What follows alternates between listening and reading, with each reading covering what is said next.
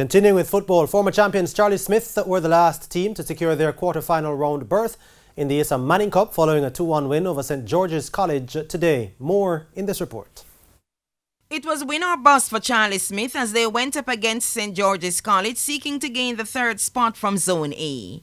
Defeat for Charlie Smith would have opened the door for Excelsior in Group B, but the Mountain View-based school got the message early that it wasn't going to be their day as Damar Brown was in the right place to break the deadlock for Charlie Smith. St. George's gave Excelsior some hope with a 46th-minute equalizer through Justin Nelson. However, Charlie Smith were in no mood to be an also-ran, and again Brown was on the doorstep to benefit from the spills as he grabbed his 6th goal of the season and, more importantly, see his team to the next round. I feel elated, as I say, I'm the head coach and I see what they are capable of. So I know them can do, but I say the talent that we have in Charlie Smith.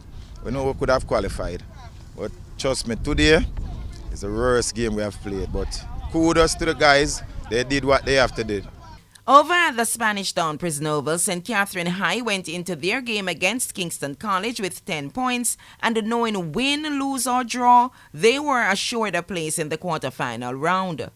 Benefiting from the win ratio in the small group of 6, St. Catherine were more interested in a second-place finish, but they had to beat leaders KC. That wasn't in the KC script as Renata Berger put the Purples 1-0 up in the 20th minute. St. Catherine's chances dissipated further when Gavin Burton doubled the lead in the 62nd minute. Dylan Richards scored St. Catherine's consolation in the 70th minute as KC conceded their first goal of the season. The two, along with Mona, are into the last 8.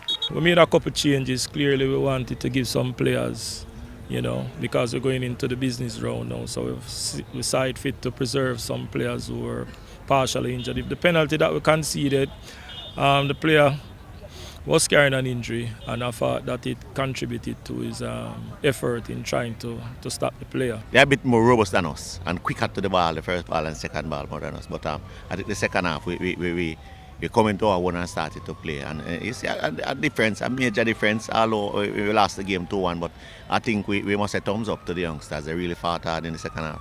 Wolmer's ended their season with a win as they got the better of Papine 3-0.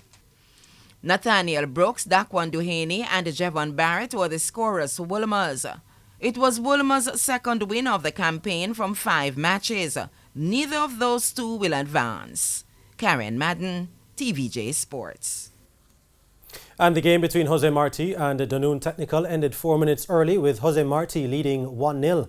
TVJ Sports understands that the coach of Dunoon refused to let his team continue playing after St. Catherine High and Kingston College entered the venue. The coach insisted that the teams shouldn't be allowed in the venue or to be warming up beside the field of play.